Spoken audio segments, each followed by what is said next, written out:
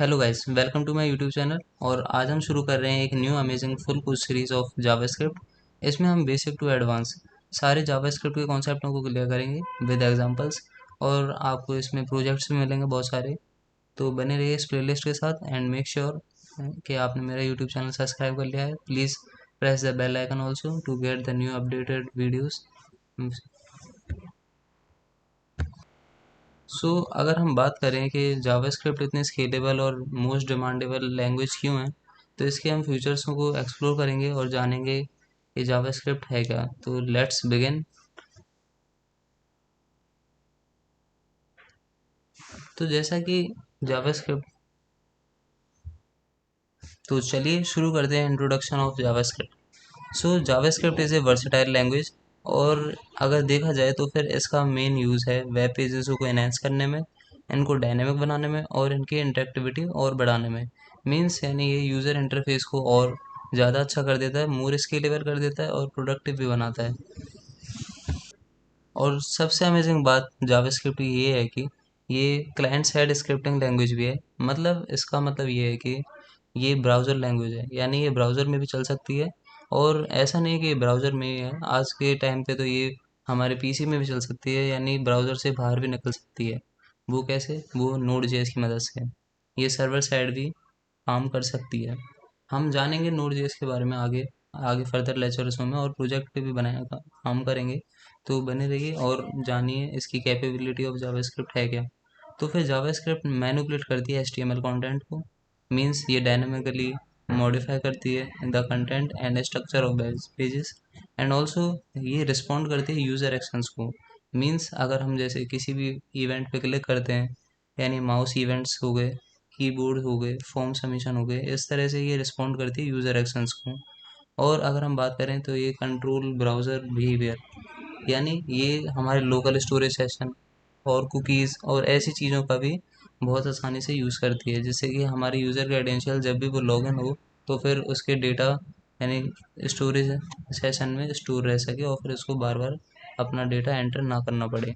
और इसकी और भी बहुत सारी अच्छी बातें ये हैं कि ये इंटरेक्टिविटी को बहुत अच्छी तरह से बढ़ाती है। जैसे कि इसके बहुत सारे फ्रेमवर्क भी हैं, जो कि रिएक्ट के हो गए, व्यू के हो गए, एंगुलर, ये बहुत सारी फ्रेमवर्क्स हैं जो कि बिग टेक कंपनी और यानी ये यूज़ भी करती हैं और फिर अपने प्रोडक्ट को स्केलेबल भी बनाती हैं। तो अब हम जानेंगे इसके बेसिक, यानी आज का जो टुडे लेक्चर है वो है वेरिएबल्स एंड डेटा टाइप्स। तो हम जानेंगे what are variables. Variables are the key elements जो कि स्टोर करते हैं डेटा की वैल्यूज़ को। मतलब अगर हम किसी भी वेरिएबल को डिक्लेयर करते हैं तो फिर उसके साथ कोई भी वैल्यू हम उसके असाइन कर सकते हैं। तो let's begin with our VS code editor. और उससे पहले मैं आपको बताऊंगा कि ब्राउज़र में इसको कैसे यूज़ कर सकते हैं। जैसे कि मैंने अपनी ब्राउज़र स्क्रीन को ओपन कर लिया है। और अगर हम इसमें डेवलपर ऑप्शंस में जाते हैं, इसकी शॉर्टकट की होती है कंट्रोल प्लस शिफ्ट प्लस जे। आप डायरेक्ट इससे भी जा सकते हो और इसको रिमूव कर सकते हैं। और अगर हम बात करें इसमें ये रन कैसे होगी, मेक श्योर कि आपको इसमें दिख रहा होगा कि ऐसे, नहीं तो फिर मैं वी एस कोड एडिटर में खोल के दिखाता हूँ। तो हम आ गए अपने वी एस कोड एडिटर में। अब हम H T M L file को कॉल करेंगे और इसको प्रैक्टिस टाइटल दे देते हैं।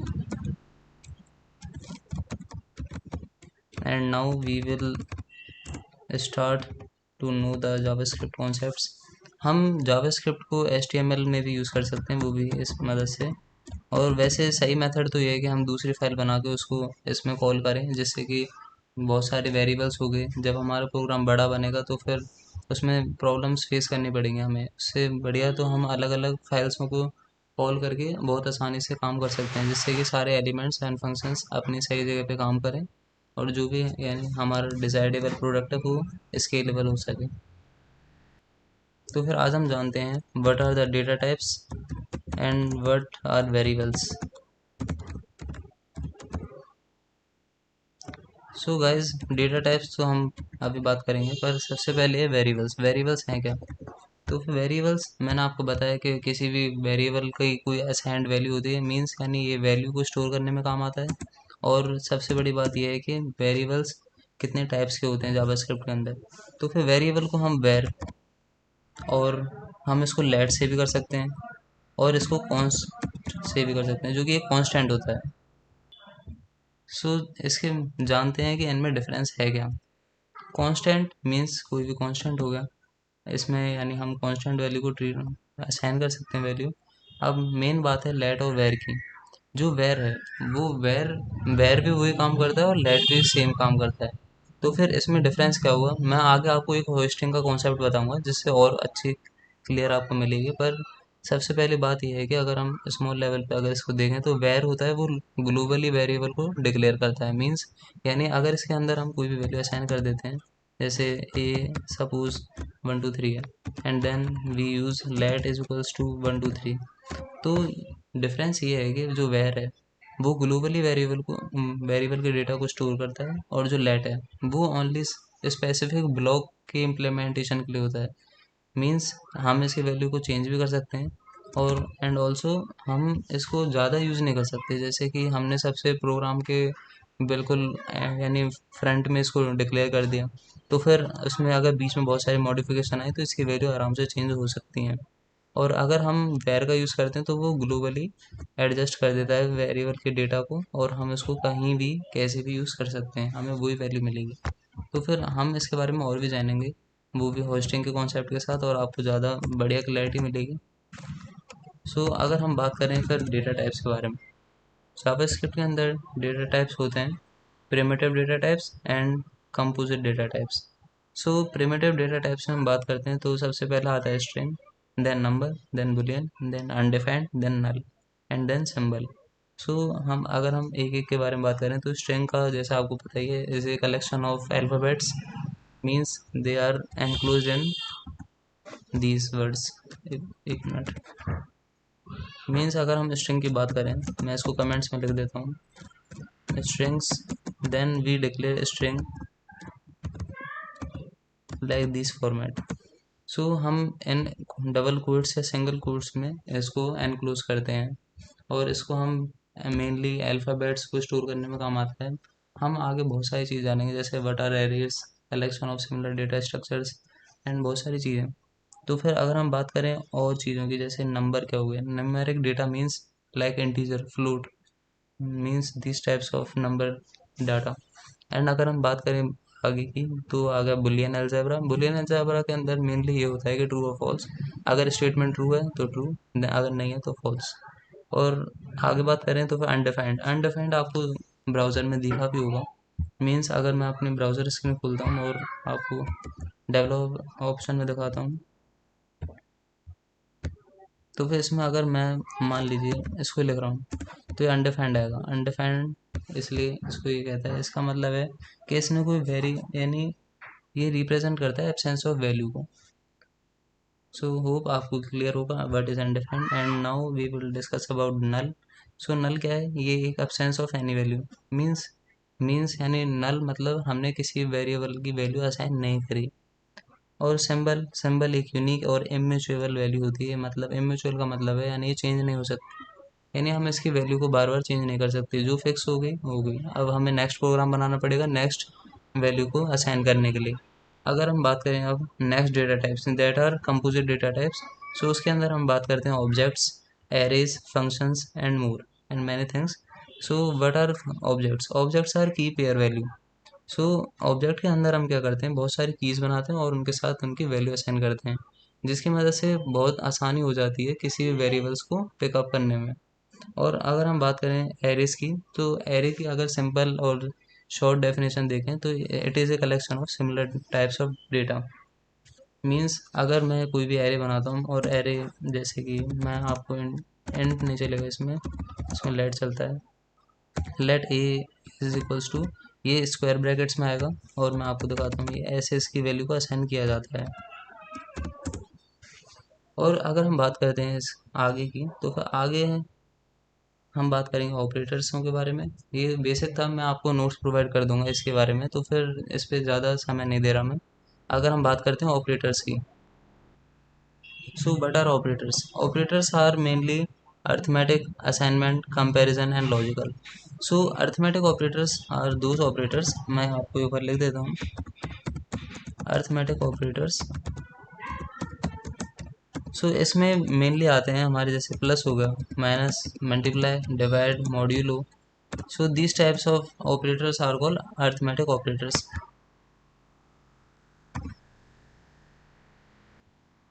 और अगर हम आगे बात करें तो फिर आते हैं हमारे असाइनमेंट ऑपरेटर्स।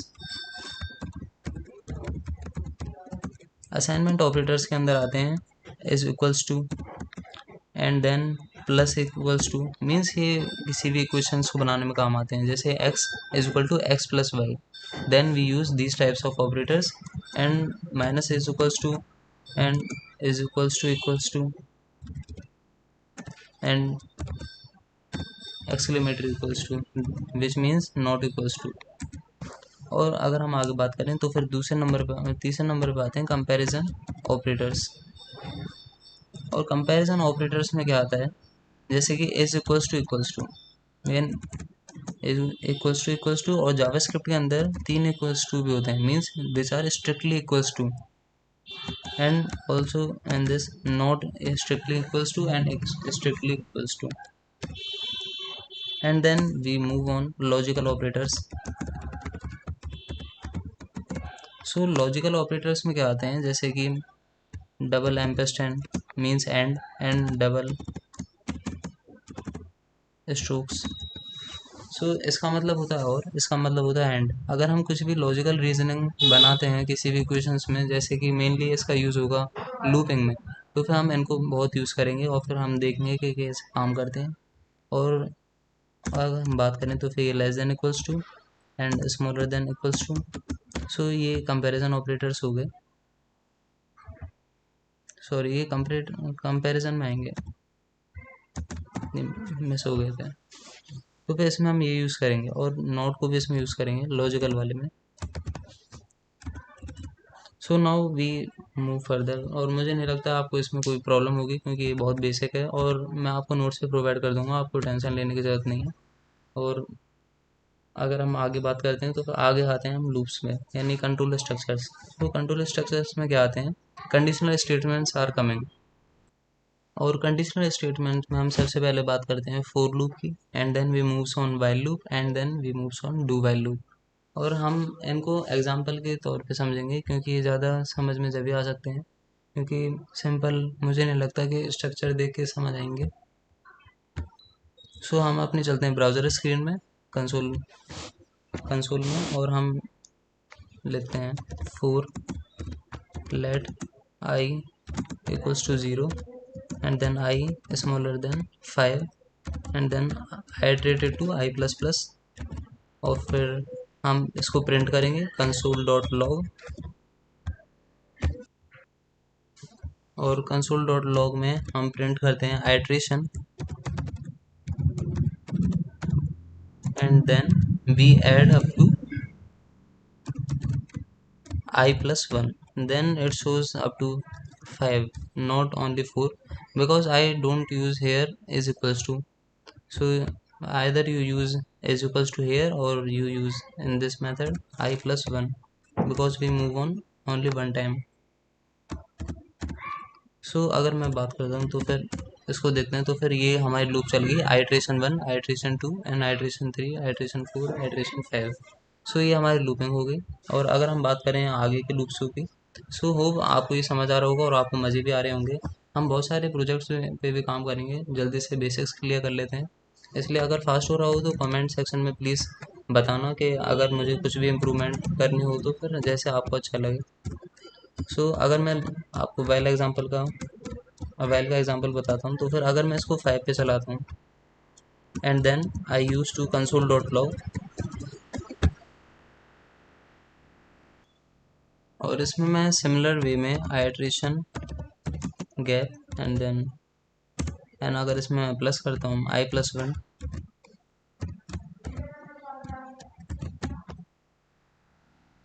जावा स्क्रिप्ट बहुत फ्रेंडली लैंग्वेज है। अगर आपने सपोज अगर यहाँ पे सेमी कॉलन में नहीं लगाया तो फिर ये एरर शो नहीं करता। ये बहुत फ्रेंडली लैंग्वेज है, मीन्स यानी ये ज़्यादा स्ट्रिक्ट नहीं है और लैंग्वेजों की तरह। अगर हम देखते हैं तो सिमिलर वे में ये इसमें ये डिफरेंस हमें और दिख रहा है कि इसमें ये टोटल ये फोर शो दिखा रहा है, इसमें नहीं दिखा रहा, पर एनीवेज हम देखते हैं। तो फिर ये आइट्रेशन हमारी चल गई 1 2 3 4 5 एंड। और अगर हम बात करें अपने नेक्स्ट लूपिंग फंक्शन की, that is do while loop. So अगर आपको मेन डिफरेंसेस में मैं बताता हूँ, तो फिर ये होते हैं entry point, means entry point looping होती है four and while. Means entry point मतलब ये पहले कंडीशनों को चेक करेगी, जब जाके वो लूप में रन होगी। और जो हमारा डू वाइल है वो मिनिमम 1 टाइम तो लूप के अंदर जाएगा ही जाएगा, और फिर उसके बाद कंडीशन चेक होती है। मीन्स यानी एग्जिट एंड एग्जिट वो है लूप। मीन्स आपको क्लियर हो गया होगा जो मैं आपको बताना चाहता हूँ। मीन्स यानी यहाँ पे पहले कंडीशन चेक होती है, जब जाके अंदर लूपिंग में रन होती है।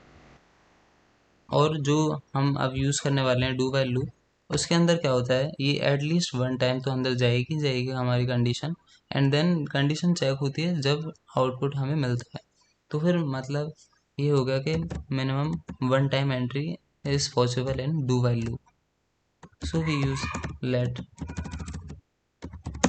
आई इज इक्वल्स टू, अगर हम 0 से इनिशिएट करते हैं, and then we use do, and then use console dot log.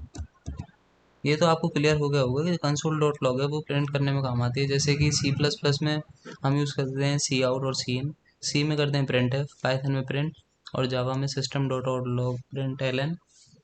सो इसमें हम इस तरह से यूज़ कर सकते हैं, करते हैं iteration, then add, then j+1, sorry, I use I in this,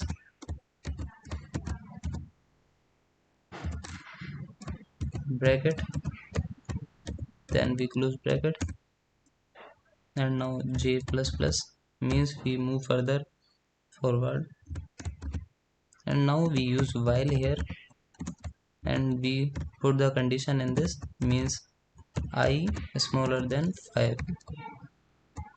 and now we run in this. J is not defined, I use j here, so I again write this,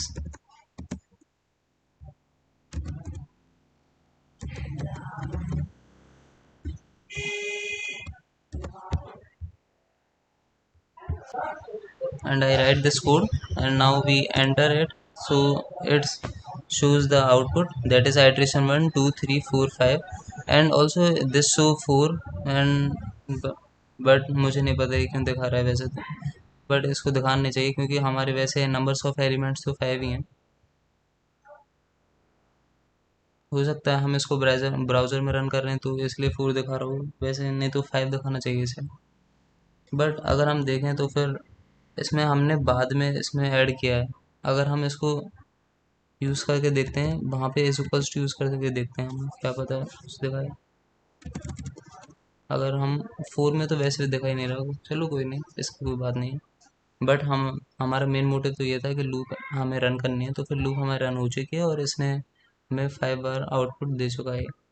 सो ऐसे हम बहुत सारे लूप्सों के प्रोग्राम बनाते रहेंगे, but ये था mainly बहुत बेसिक चीज़। और हम आगे भी बहुत सारी एडवांस टॉपिकों को एक्सप्लोर करेंगे, like hosting, callbacks, promises. So बने रहिए मेरे यूट्यूब चैनल के साथ, और इस प्लेलिस्ट को आप ज़रूर एक्सेस कर लीजिए, जिससे कि आपको न्यू वीडियो और पूरा फुल कोर्स आप देख सकें। सो थैंक यू गाइस, आज के लिए इतना ही। चलिए तो मिलते हैं नेक्स्ट लेक्चर में। सी यू गाइस।